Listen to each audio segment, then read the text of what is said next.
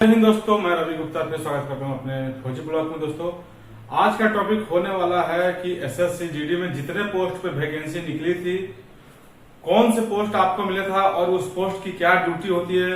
जो आपको पोस्ट मिली है उसके बारे में समझाएंगे हम आपको, क्या पोस्ट है, उसकी ड्यूटियां क्या है और क्या कार्य करती है। अगर आप उसमें सिलेक्शन हो गया है, आपको जो भी पोस्ट मिला है, तो आपको ट्रेनिंग के बाद कहाँ कहाँ डिप्लॉय किया जाता है, कहाँ कहाँ पे तैनात होती है, इसी पे बात करेंगे। आज का टॉपिक बहुत इंपॉर्टेंट होने वाली है। तो रिक्वेस्ट करेंगे कि आपने अब तक हमारे चैनल को सब्सक्राइब नहीं किया तो हमारे चैनल को सब्सक्राइब कर दीजिए, और नए हैं तो हमारे वीडियो को देखिए, अच्छे लगे तो सब्सक्राइब कर लीजिएगा। हालांकि आपको वीडियो अच्छी लगेगी भी और आप सब्सक्राइब करिएगा भी। चलिए आज का टॉपिक शुरू करते हैं कि जितने एसएससी जीडी में जितने भी पोस्ट पे वैकेंसी निकली थी उनका क्या कार्य है और कौन कौन सी पोस्ट थी। तो देखिए, पहले बात कर लेते हैं। देखिए, बहुत से हमारे भाइयों को मिला होगा। सबसे नंबर एक पे आता है सीआरपीएफ। ये एशिया की सबसे बड़ी फौज है सीआरपीएफ, मतलब एशिया की जितनी अर्धसैनिक बल है सबसे बड़ी फोर्स संख्या में सीआरपीएफ की है। इसकी बात करते तो ये खड़ी कब हुई थी उसके बारे में अलग बात कर लेंगे, लेकिन इसके कार्य क्या है। तो देखिए, सीआरपीएफ का इसका नाम से रखा है सेंट्रल रिजर्व पुलिस फोर्स। नाम से पता चला सेंट्रल रिजर्व पुलिस फोर्स। नाम का सिर्फ रिजर्व है, लेकिन ये रिजर्व रहती नहीं है। आप जितने भी नक्सलवाद क्षेत्र हो, चाहे माओवाद क्षेत्र हो, चाहे कितना भी अशांति वाले इलाके हो, आप सीआरपीएफ का नाम हर जगह सुनते होंगे। ये मल्टीटास्किंग फोर्स हो चुकी है आज के दौर में सीआरपीएफ। चाहे इलेक्शन हो, चाहे दंगा हो, चाहे श्रीनगर का हो, चाहे जम्मू कश्मीर का हो, चाहे बॉर्डर इलाका का हो, चाहे नक्सलवाद हो, चाहे जो भी हो, वहां सीआरपीएफ आपको मिलेगी और हर राज्य के हर कोने में मिलेगी। यहाँ तक आपको लेह लद्दाख तक पहुंच गई है। कुछ आने वाले समय पे सियाचिन और ग्लेशियर तक भी आपका सीआरपीएफ पहुंच जाएगी। ठीक है, तो सीआरपीएफ के बारे में आप समझ गए। अगर इसमें आप जाते हैं तो आपको हर प्रकार की ड्यूटियां करनी पड़ेंगी, और ये मतलब ऑल इंडिया में हर जगह आपको अवेलेबल मिल जाएंगे। चाहे आपको अगर इसमें से कोबरा में जाते हैं, वीआईपी में जाते हैं, स्पेशल सिक्योरिटी कमांडो, जितने भी फोर्सेस है इसमें जा सकते हैं। आरएफ वगैरह में जितने भी है, इसमें अगर सीआरपीएफ में हो गया तो आपके पास 4-5 विकल्प खुल जाते हैं कि आप किस विभाग में जा सकते हैं। फर्स्ट में देखिए, आप cobra, NSG, SPG, PDG, VIP security, RF, NIA, CBI, मतलब अगर इसमें जाते हैं तो आपको मल्टीटास्किंग में जाने का मौका मिलता है। तो सीआरपीएफ है। प्रमोशन का बात कर लेते हैं तो प्रमोशन थोड़ा लेट होता है, क्योंकि आपने पहले ही सुना होगा जिसका घर बड़ा होता है तो थोड़ा सा दिक्कत आता है। तो छोटा परिवार सुखी परिवार होता है, वही है। इसका बड़ा परिवार है, थोड़ा सा प्रमोशन में थोड़ा सा डिले होता है, लेकिन प्रमोशन मिलता है, थोड़ा सा टाइम लगता है। देखिए, नेक्स्ट बात कर लेते हैं बीएसएफ। आपने बीएसएफ का भी नाम सुना होगा। सीआरपीएफ के बाद आती है बीएसएफ। ये भी बहुत बड़ा फोर्स है। इसका बॉर्डर सिक्योरिटी फोर्स है, और इसका आपको पता होगा जितना बांग्लादेश और इंडिया पाकिस्तान के जितने बॉर्डर हैं, बॉर्डर इलाके पे आपका बीएसएफ देखने को मिलेंगे। और भी कई जगह इनके हेडक्वार्टर वगैरह है। अभी सिटी में भी धीरे धीरे कुछ यूनिटें आ रही हैं, लेकिन ज्यादातर ये आपको पाकिस्तान बॉर्डर पे ही देखने को बॉर्डर सिक्योरिटी फोर्स मिलेंगे। अब ये बाघा बॉर्डर वगैरह जितने भी बॉर्डर इलाके हैं वहां पे आपको देखने को मिलेंगे बॉर्डर सिक्योरिटी फोर्स बीएसएफ। उसका भी अच्छा खासा परिवार है। अगर उसमें भी आपका हो जाता है तो बढ़िया है। बीएसएफ का भी जॉब बेटर है।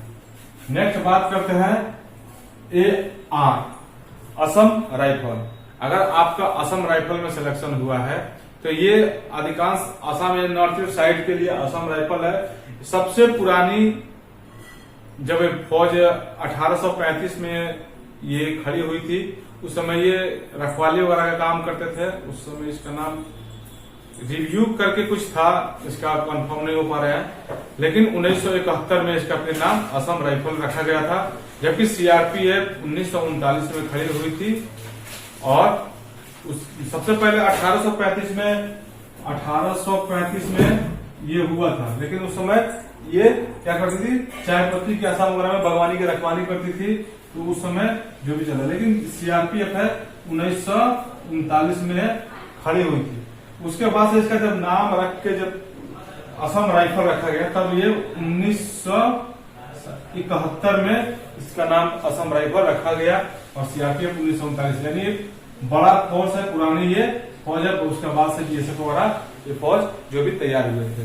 तो असम राइफल को समझ गए, जो भी Manipur Meghalaya north east side के हैं उसका इलाके का जितने भी है उधर तैनात होती है, आपको नाम से ही पता चल जाता होगा। आप बात कर रहे थे, देखिए आईटीबीपी, इसके बाद से संख्या में है ITBP, Indian Tibet border force, police force नहीं है, इसमें आईटीबीपी लगा है। हालांकि सब में देखिए एफ लगा है, लेकिन कोई नहीं, सब पुलिस ही में आते हैं। तो ITBP Indian Tibet border police, यानी इनका जितने भी मतलब आपको तिब्बत से लेके भूटान वगैरह जितने भी पहाड़ी क्षेत्र, जितने भी तिब्बत एरिया है, ग्लेशियर तक भी ये पहुंच चुके हैं आपको आईटीबीपी। तो ये जितने भी पहाड़ी इलाका होता है वहां पे इनको तैनात किया जाती है। और कुछ देखिए हर फोर्स का कुछ ना कुछ बटालियन, कुछ कंपनियां सिटी वगैरह में रहती है, लेकिन अधिकांश इनका मूवमेंट क्या रहती है, हाईली इलाके में, पहाड़ी क्षेत्र में, और वहीं पे ये रहते हैं। तो आप आईटीबीपी में अगर आपका हुआ है तो बढ़िया है, कोई बात नहीं है। थोड़ा सा आपको माहौल वो नहीं मिल पाता है जो सीआरपीएफ का जो माहौल मिल पाती है।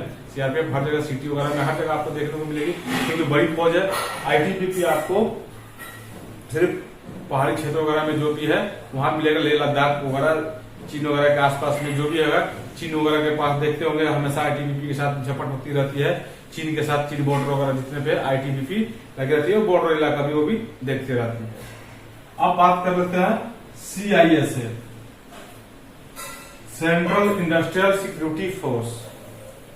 ठीक है, CISF central industrial security force, आपको नाम से ही पता चल जाता है।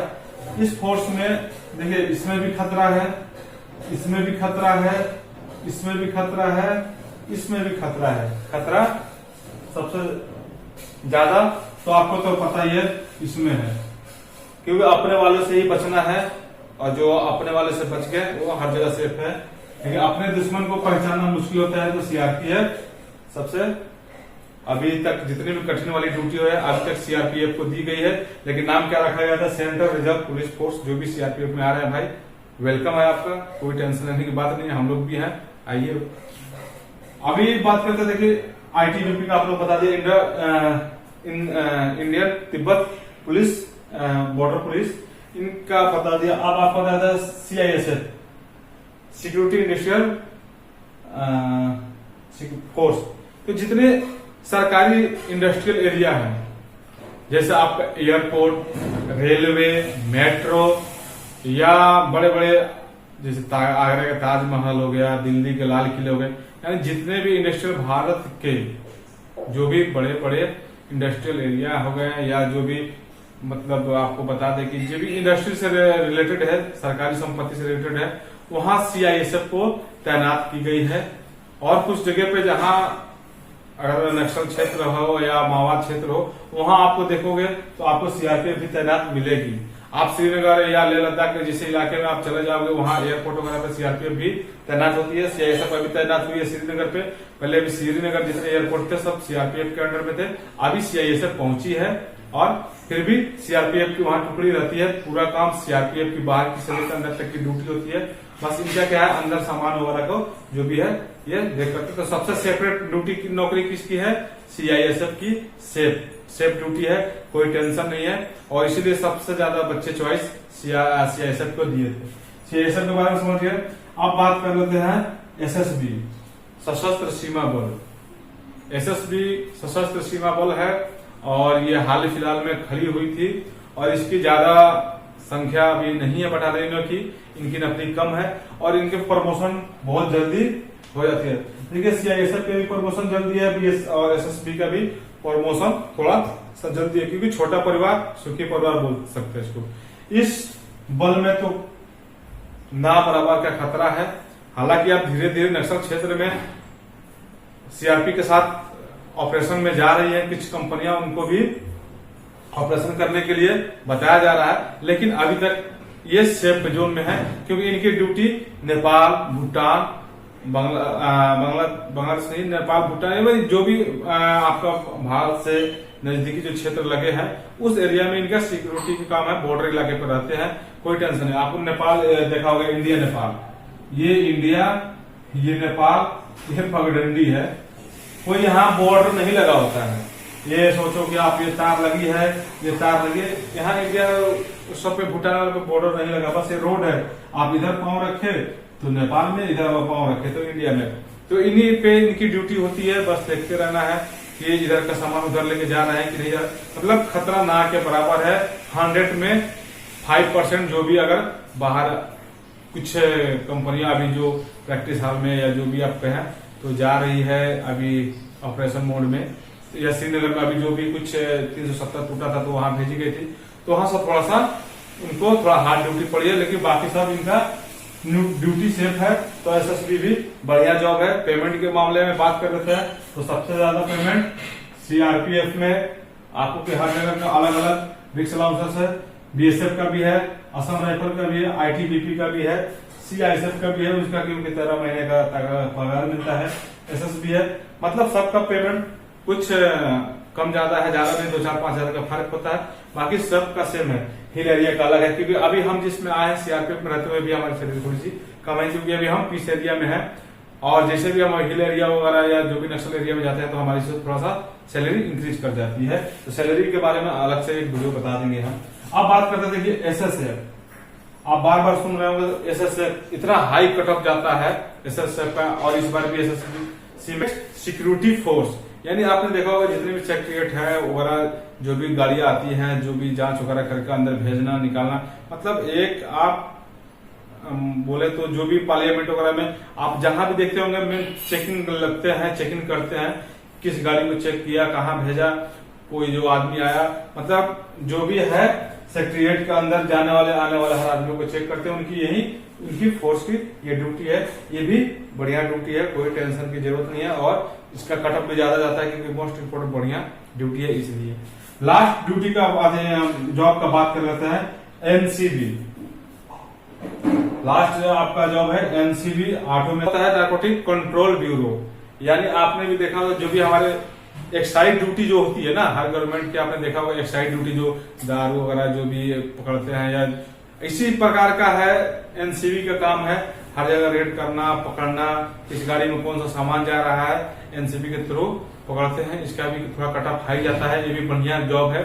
इसलिए तो देखिए, जो इसमें रिक्स होता है, जिसका रिक्स होता है उसका कटअप कम होता है, जिसमें थोड़ा थोड़ा रिक्स कम जाता है उसका कटअप ज्यादा बढ़ जाता है। तो आई होप आपको हमने 8 कोर्स के बारे में बता दिया था, 1 से लेके 8 तक। इस कोर्स के सभी की ड्यूटियां बता दी हमने, और आपका किस किस विभाग में हुआ है तो कमेंट कर सकते हैं।